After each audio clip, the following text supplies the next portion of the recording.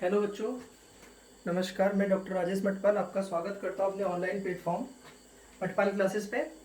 आज मैं आपको पढ़ाने वाला हूं, जैसे लास्ट वीडियो में आपने देखा हमने टॉर्क पढ़ा हुआ है, डाइपोल पढ़ा हुआ है। डाइपोल क्या चीज़ होती है आपने पढ़ा था।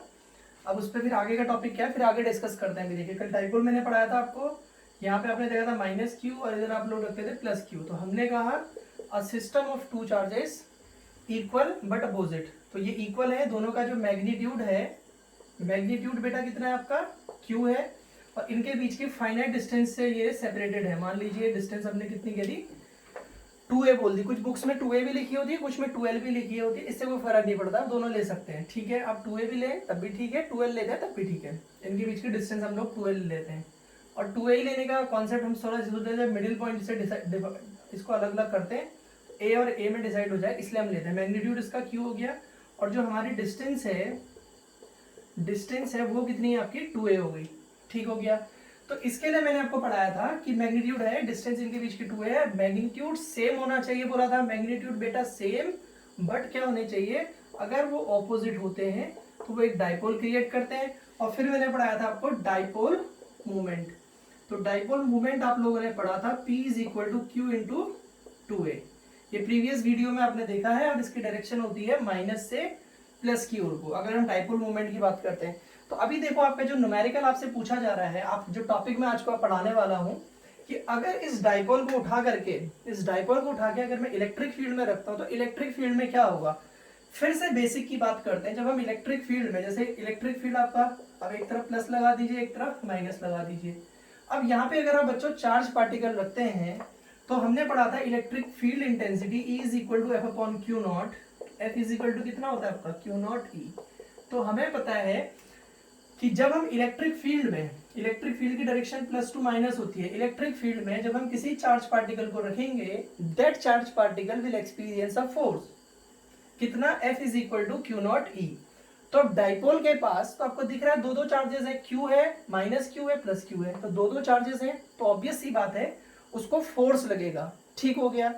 अब फोर्स लगेगा तो फोर्स लगने से क्या होगा, वो टॉपिक हमने यहाँ पे देखना है कि किस तरीके से वो टॉर्क की कंडीशन को जनरेट करता है। इंपॉर्टेंट ये है, अगर आप कॉन्सेप्ट क्लियर करते हुए पढ़ेंगे तो फिर आपको चीजें परेशान नहीं करेंगी। तो कैसे होता है देखिए, यहाँ पे देखते हैं। डाइपोल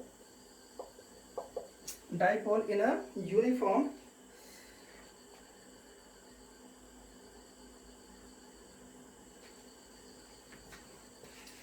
टॉपिक को वैसे लिख सकते हैं, torque on a electric dipole placed in uniform magnetic field, electric field. Torque on a electric dipole placed in uniform electric field. Uniform electric field आपके पास, सपोज ये यूनिफॉर्म इलेक्ट्रिक फील्ड है, ये आपकी इलेक्ट्रिक फील्ड लाइंस हो गई। इस तरीके से आप लोग यूनिफॉर्म इलेक्ट्रिक फील्ड को दिखा दे रहे हैं। एरो दिखा रहा है, एरो जो दिखा रहा है वो इलेक्ट्रिक फील्ड की डायरेक्शन है। इस तरीके से मान लो मैंने इलेक्ट्रिक फील्ड ई को दिखाया हुआ है, इसमें अब मैंने एक डाइपोल रख दिया। ऐसे करके डाइपोल हम लोग रख देते हैं, ठीक है। और एरो बना दो, इलेक्ट्रिक फील्ड लाइन से बनानी है और बना दीजिए, कोई फर्क नहीं पड़ रहा है। डाइपोल रखा हुआ है, डाइपोल के पास क्या होता है, दो चार्जेस माइनस क्यू और यहाँ पे हो गया आपका प्लस क्यू। इनके बीच की डिस्टेंस मैंने कितनी लिखी हुई है 2a, ठीक है। अब यहाँ पे मान लो इस डाइपोल को नेम मैंने दे दिया AB। अब होगा क्या बच्चों, जब इलेक्ट्रिक फील्ड E में रखा है, अभी थोड़ी देर पहले पढ़ाया था कि E equal to F upon Q naught होता है। तो F इक्वल टू कितना हो जाएगा आपका क्यू नॉट E। तो जब आपका F equal to Q naught E हो जाएगा, मीन्स क्या होगा, इस डाइपोल पर फोर्स लगने वाला है। तो यहाँ पे भी फोर्स लगेगा, इस चार्ज पे डाइपोल के इस चार्ज भी फोर्स लगेगा, इस चार्ज भी फोर्स लगेगा। अंतर क्या होगा, प्लस जो है, प्लस की वजह से आपका ये आउटवर्ड होगा, यहाँ पे फोर्स लगेगा आपका, और इस डायरेक्शन में भी फोर्स लगेगा, ठीक है। तो प्लस है, प्लस वाले से आउटवर्ड हो जाएगा, माइनस वाले से इनवर्ड हो जाएगा। दोनों का मैग्नीट्यूड क्यू नॉट ई ही रहने वाला है। यहाँ भी मैग्नीट्यूड क्यू नॉट ई रहेगा और यहाँ भी मैग्नीट्यूड आपका क्यू नॉट ई रहेगा। डिफरेंस क्या रहेगा कि एक में आउटवर्ड रहेगा, एक में आपका इनवर्ड रहेगा। दोनों का मैग्नीट्यूड आपका क्यू नॉट ई रहेगा। तो इक्वल टू एफ अपॉन हमने क्यू नॉट ई लिखा, ठीक है। अब यहाँ से क्या होता है देखिए, आप समझना थोड़ा सा, पहले मैं पूरे डेरिवेशन का सार समझा रहा हूँ, फिर मैं लास्ट में प्रॉपर नोट्स फॉर्म में कैसे लिखना है इसको वो समझा दूंगा।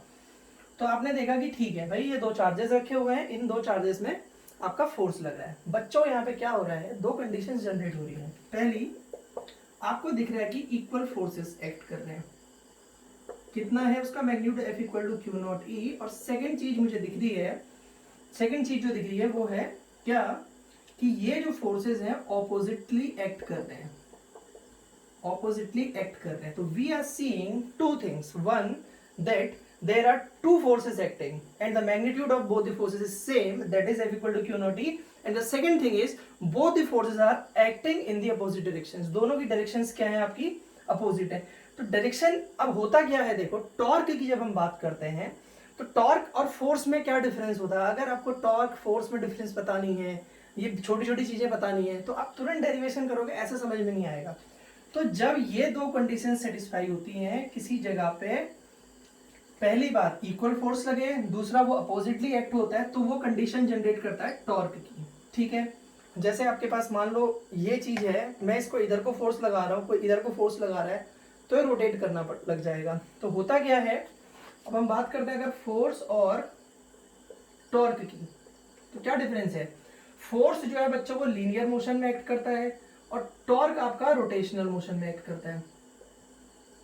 मतलब जब बॉडी किसी एक्सिस के अबाउट घूमती है, रोटेशनल, ये जैसे इसको रोटेट कर रहा हूं, मान लीजिए मैं पर्टिकुलर एक्सिस के अबाउट घूम रहा है, तो रोटेशनल मोशन में टॉर्क लगता है, लीनियर मोशन में फोर्स लगता है। तो आप ये भी बोल, लीनियर मोशन मींस आप बॉडी को रख रहे हैं, ये इस तरीके से घुमा रहे हैं, ये आपका जो लग रहा है यहाँ पे फोर्स लगेगा, और अगर ये रोटेट करना शुरू कर गई तो टॉर्क लगेगा।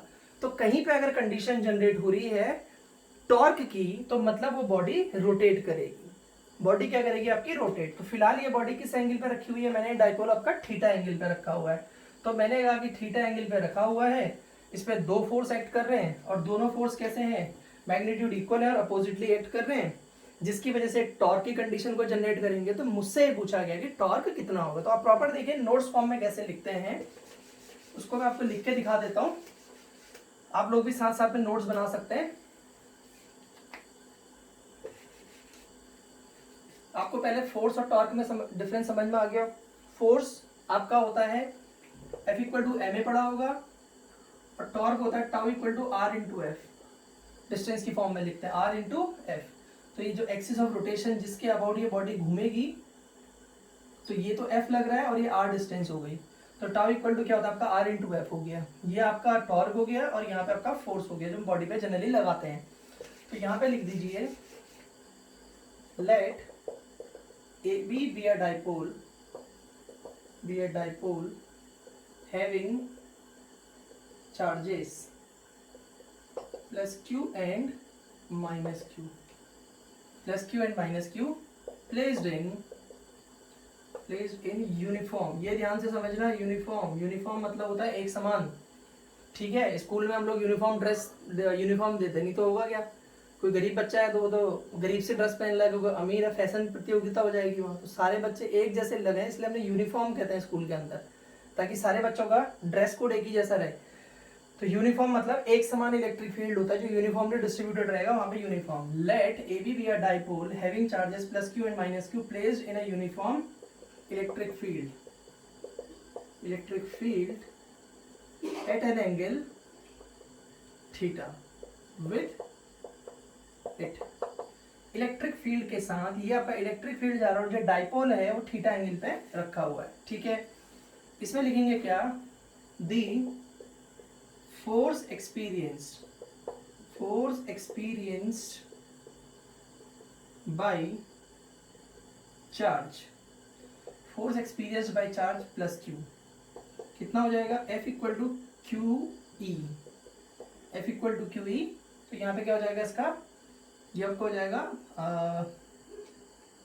इसको यहाँ पे आप अगर चाहें तो कुछ लिख दीजिए, इसको लिख दो यहाँ पे, इधर डायरेक्शन में लिख दो, कोई x लिख देते हैं अपने समझने के लिए, इसको इधर को x डैश कर देते हैं, तो क्या हो जाएगा अलोंग bx। फिर क्या हो जाएगा, the force experienced by charge minus Q, charge minus Q भी फोर्स एक्सपीरियंस करेगा, वो भी कितना करेगा, F इक्वल टू क्यू ही करेगा, क्योंकि ये भी चार्ज क्यों है रखा किसमें, इलेक्ट्रिक फील्ड में, लेकिन डायरेक्शन अपोजिट होगी, अलोंग ए एक्स डैश, इस दिशा में काम करेगा ए एक्स डैश। तो यहाँ पे क्या देखा हमने, अब इसका स्क्रीनशॉट ले लीजिए कि जब हमने उसको इलेक्ट्रिक फील्ड में रखा तो इस पर दो फोर्स लग रहे हैं और दो फोर्स का मैग्नीट्यूड सेम है, लेकिन डायरेक्शन कैसी है, अपोजिट है। तो अब मैं यहाँ पे क्या करने वाला हूँ कि इसको लिखेंगे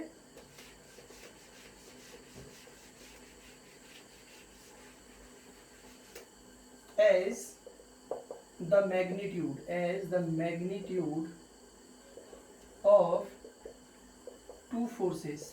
of two forces, is same but they are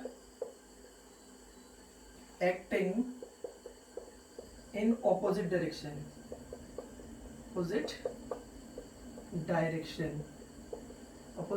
so they will form condition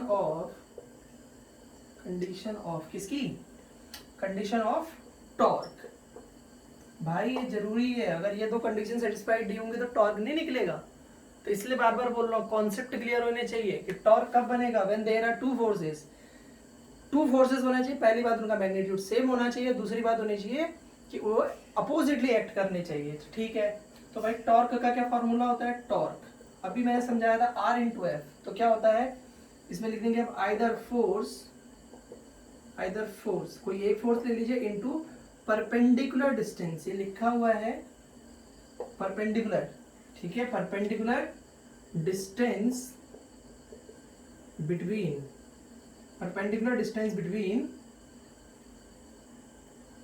two forces. अब यहाँ पे बहुत इंपॉर्टेंट लाइन लिख दी मैंने, टॉर्क निकालने के लिए क्या होता है, F इंटू आर तो लिख दिया, लेकिन जो आपके पास यहाँ पे डिस्टेंस होती है, फोर्स तो ले लिया, लेकिन डिस्टेंस जो है वो परपेंडिकुलर डिस्टेंस होती है, दो फोर्सेस के बीच की परपेंडिकुलर डिस्टेंस लेनी। जैसे आपके पास ये ए लग रहा है, ये बी लग रहा है, तो अब ये डिस्टेंस नहीं कहेंगे बच्चों, यहाँ पे ए और बी की परपेंडिकुलर डिस्टेंस। तो परपेंडिकुलर डिस्टेंस अगर चाहिए, हिंदी में बोलेंगे तो लंबवत, ठीक है।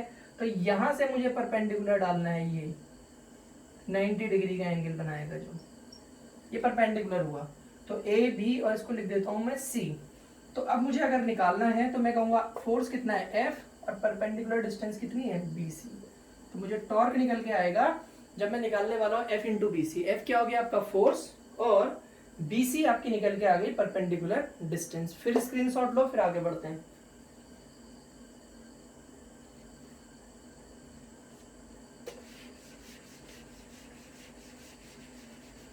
ठीक है, BC निकालना है मुझे in triangle ABC। Triangle ABC में क्या होगा आपका, देखो अब आपको BC निकालना है, तो हम लोग करते हैं क्या, अननोन अपॉन नोन तो करते हैं, BC अपॉन AB। थीटा के सामने का परपेंडिकुलर, 90 के सामने का हाइपोटेनियस। परपेंडिकुलर अपॉन हाइपोटेनियस हो गया, परपेंडिकुलर अपॉन हाइपोटेनियस क्या होता है, साइन थीटा, ठीक है। तो आपका BC कितना आ जाएगा बच्चों, AB साइन थीटा, तो AB की वैल्यू कितनी है, 2a। तो ये हो गया आपका 2a साइन थीटा, ये होगी BC की वैल्यू। तो टॉर्क कितना हो गया आपका, अभी पढ़ाया था मैंने, फोर्स इंटू BC था, तो फोर्स की वैल्यू कितनी है, सॉरी QE, और आपको 2a साइन थीटा है। देखो अब मैंने वीडियो के स्टार्टिंग में थोड़ा सा रिवीजन करवाया था कि Q इंटू 2a को हम लोग क्या बोलते हैं, P, और ये आपका हो गया E, और ये हो गया साइन थीटा। तो Q इंटू 2a क्या था, आइदर चार्ज इंटू इनके बीच के डिस्टेंस जो है उसको डाइपोल मोमेंट बोलते हैं, P। तो यहाँ पे P आ जाएगा, ये हो गया आपका PE साइन थीटा। तो ये आपका टॉर्क निकल के आ गया कि अगर आप इलेक्ट्रिक फील्ड में, यूनिफॉर्म इलेक्ट्रिक फील्ड के अंदर आप क्या करते हैं, यूनिफॉर्म इलेक्ट्रिक फील्ड के अंदर अगर आप किसी डाइपोल को रखते हैं तो उस पर टॉर्क लगेगा, कितना लगेगा, tau equal to PE sine theta act करेगा, ठीक है। अब इस पे हमें, अभी इसको वेक्टर फॉर्म में लिखने के लिए अगर हमें बोला जाए,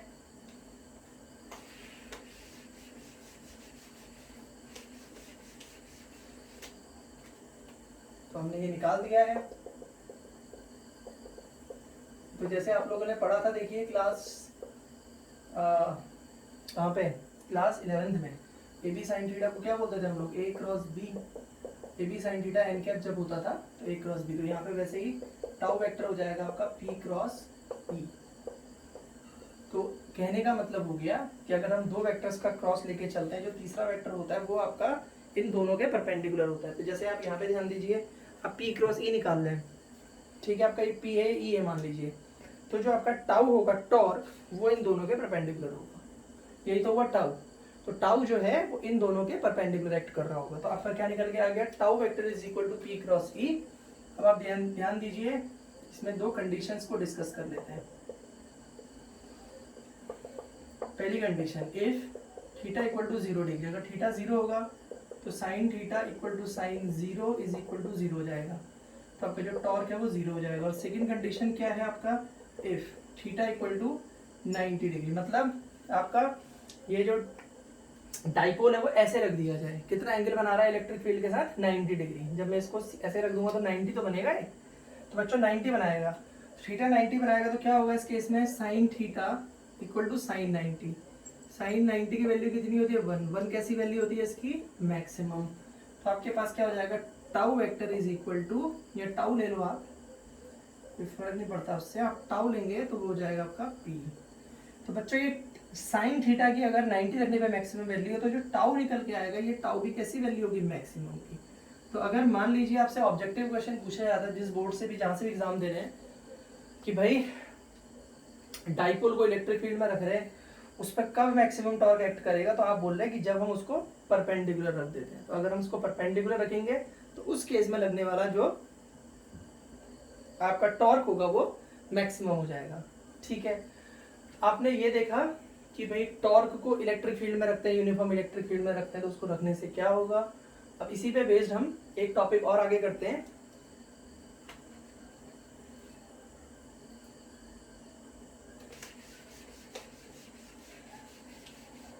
देखो बच्चों, अगर टॉर्क एक्ट कर रहा है तो ऑब्वियस सी बात है रोटेशनल मोशन कर रहा होगा।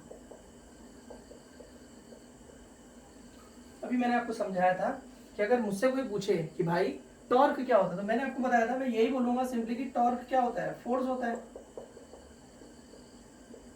टॉर्क क्या होता है, फोर्स। जैसे मान लो मैंने कहा यहाँ पे वो मूवी देखी होगी आपने, वांटेड है, हाँ वांटेड, तो इधर वांटेड, इधर भी मैंने वांटेड लिखा। तो ये अभी बॉलीवुड में हमारी जो वांटेड मूवी बनी थी उसमें हीरो सलमान भाई, इसमें हमारे हीरो एक मूवी में देखा था विजय हीरो था, कौन था साउथ का। तो हम ये बोल सकते हैं कि भाई जो रोल यहाँ पे सलमान प्ले कर रहे हैं बॉलीवुड के अंदर, जो रोल सलमान प्ले कर रहे हैं वही साउथ में कौन प्ले कर रहा है, विजय। तो Salman is equal to Vijay, but the difference is Salman is superstar in Bollywood and Vijay is superstar in south cinema. तो डिफरेंस है दोनों में। तो वैसे ही हम कहना चाह रहे हैं कि टॉर्क और फोर्स दोनों एक ही चीज है, बस अंतर ये है कि ये भाई हमारा हीरो है ट्रांसलेशनल मोशन के अंदर, ट्रांसलेशनल और लीनियर मोशन, मतलब आप ये बॉडी को लीजिए, ऐसे फोर्स लगाओ, ये ऐसे मोशन करें, लीनियर मोशन जो होगा, ठीक है। और ये वाला जो है आपका सुपरस्टार है कहाँ पे, रोटेशनल मोशन के अंदर। तो दोनों एक ही चीज है, लेकिन दोनों, जैसे दरवाजे की बात आपने की होगी, दरवाजा देखा होगा कैसे बंद होता है, दरवाजे पे फोर्स जगह लगता है, अगर कोई दरवाजे पे फोर्स लगा तो लाटा है, दरवाजे पे टॉर्क लग रहा होता है बच्चों। कैसे, आप देखिए कभी अपने घर में दरवाजे को खोलना, उसको खोलने की जरूरत होगी तो यहाँ आप लगाओगे तो वो बंद हो जाएगा इजीली, आप यहाँ लगाओगे तो बंद नहीं होगा अगर आप उस जहां से बंद है। क्यों, क्योंकि आपका टाउ जो है वो सिर्फ फोर्स पे डिपेंड नहीं करता, आर पे भी कर रहा है। तो R is the distance from axis of rotation for my hand, this distance is R. अब यहाँ पे लो, यहाँ पे लो, आर है, तो आर जितना कम होगा, आर जितना ज्यादा होगा, टॉर्क उतना ज्यादा लग रहा होगा, दरवाजा उतनी आसानी से बंद होगा। तो कहने का मतलब है अगर आर 0, आप बिल्कुल वो कॉर्नर जहाँ पे बंद है वहां पे जाके लगा दो तो बंद नहीं होगा। तो आपका अगर आर 0 हो गया तो टाउ भी कितना हो जाएगा, 0, दरवाजा बंद नहीं होगा टॉर्क में।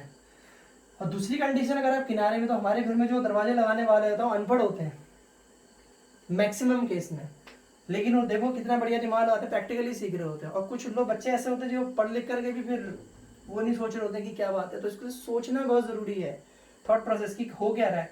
तो वहां पे टॉर्क लग रहा है और दरवाजा भी तो रोटेशनल मोशन कर रहा है, वो भी तो एक एक्सिस के ऐसे जगह कि मूड के चल देगा भी उधर को, फिर इधर को चला जाएगा। वो दरवाजा दैट इज मूविंग, मोशन कर रहा है along that axis of rotation, वो उसको छोड़ के नहीं जाएगा। ये हाथ है मेरा, वैसे जगह कि ये उधर को चला जाएगा भी, ये इससे जॉइंट है, तो ये भी एक्सिस ऑफ रोटेशन के अबाउट मोशन कर रहा है। और ये जो डिस्टेंस है आपकी, ये आपकी क्या हो गई, आर हो गई, ठीक है।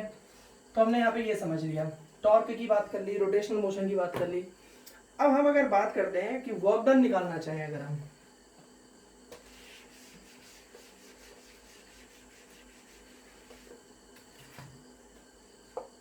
Work done in rotating a dipole, work done in rotating a dipole, ठीक है।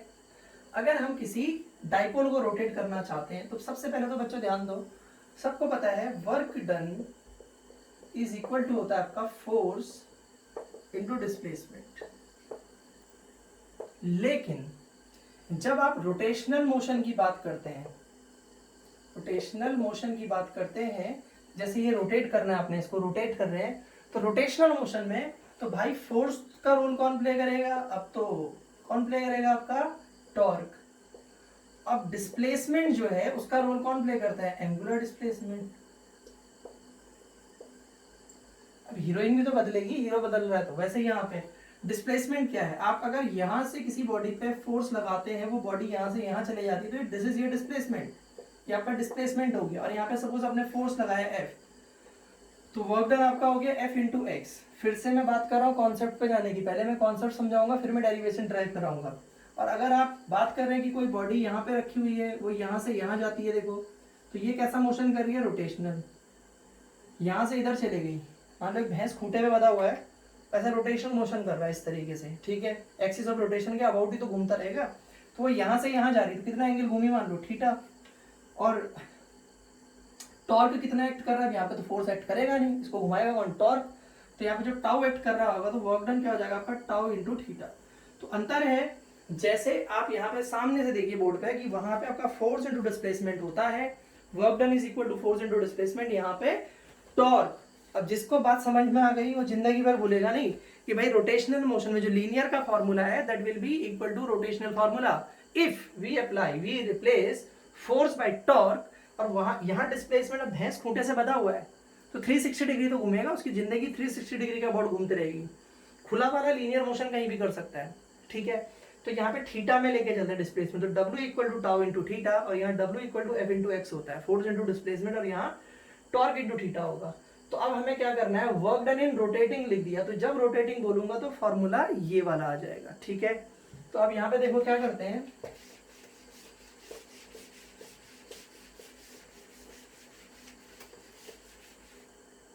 let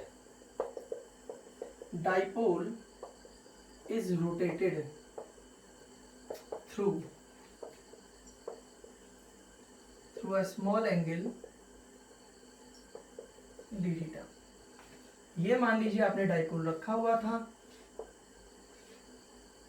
आपने बोला कि वो इस तरीके से रखा हुआ था पहले,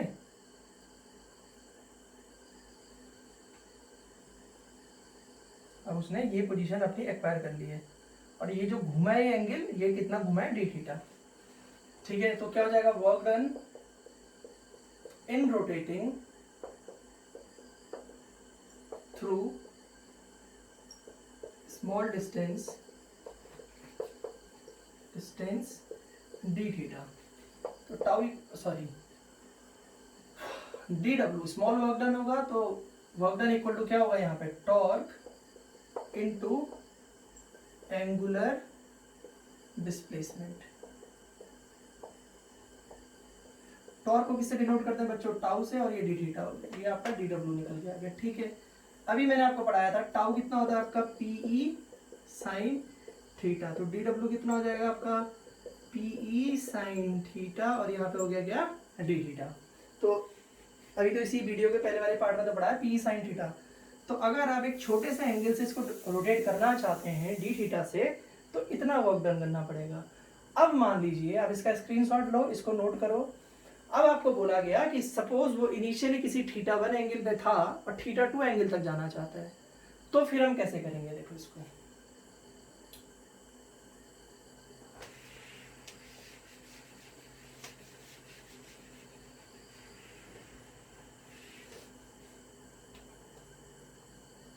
let dipole is rotated from initial condition theta 1 to final condition theta 2। तो तब वर्क डन क्या हो जाएगा, equal to integration D W की वैल्यू कितनी है देखो यहाँ पे पी साइन थीटा और यहाँ पे हो जाएगा आपका डी थीटा। तो आपने पी को बाहर ले लेना है, इंटीग्रेशन करना है साइन थीटा डी थीटा और यहाँ पे लिमिट हो जाएगी थीटा 1 टू थीटा 2।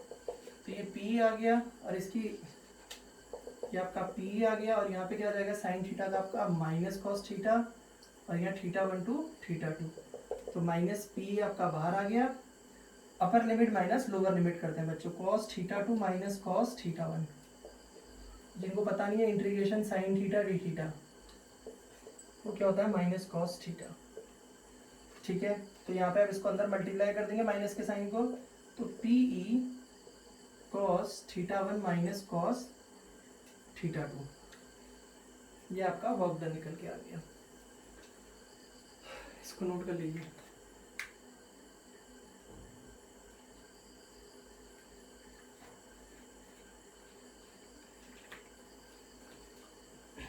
अब इसमें भी हम लोग क्या कर सकते हैं देखो, इफ यहाँ पे कंडीशन लगा सकते हैं। मान लीजिए if theta 1 equal to 0 degree था, थीटा 2 इक्वल टू थीटा, मतलब 0 डिग्री से मैंने इसको थीटा एंगल तक घुमाया है, तो क्या हो जाएगा, तो इनिशियल थीटा 1 हो गया, थीटा 1 0 है, थीटा 2 आपका थीटा हो गया।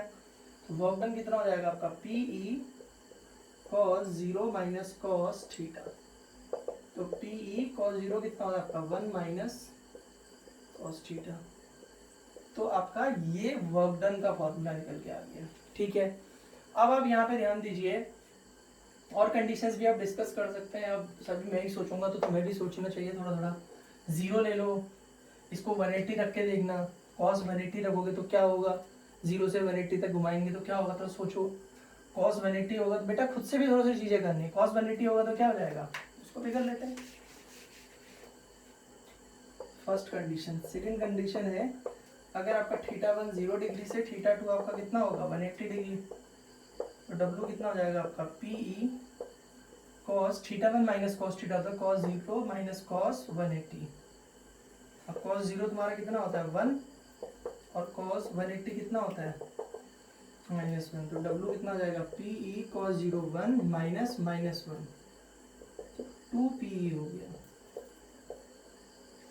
ठीक है, और अब एक चीज यहाँ ध्यान दीजिए, सबको पता होगा, नहीं पता तो वर्क डन जो होता है बेटा वो इक्वल टू होता है पोटेंशियल एनर्जी। पोटेंशियल एनर्जी, तो अगर हम यू से दिखाएं तो U equal to W equal to ये वाला फॉर्मूला लिख दो आपका पी 1 माइनस कॉस थीटा। तो वर्क डन, जैसे आप सोच रहे होंगे बच्चे की वर्क डन एनर्जी के इक्वल कैसे होता है, जैसे आप सपोज देखिए मोबाइल ही चार्ज कर रहे हैं, तो मोबाइल को चार्ज करने में वर्क डन करना पड़ रहा है सर्किट को, जब उससे बैटरी चार्ज हो रही है, तो वो वर्क डन किसके इक्वल हो जाएगा, जो उसके अंदर एनर्जी स्टोर हो जाती है। तो work done is equal to energy. तो बच्चों हमने क्या देखा, डाइपोल को इलेक्ट्रिक फील्ड में रखेंगे तो क्या होगा, तो हमने देखा कि डाइपोल को इलेक्ट्रिक फील्ड में रखने से क्या होगा आपका, उसको उसमें टॉर्क लगेगा, और उसके बाद हमने डेरिवेशन कर लिया। तो ठीक है, अब नेक्स्ट वीडियो में सीक्वेंस में हम लोग अब इसके कुछ न्यूमेरिकल्स कर लेंगे। चलिए तब तक बाय।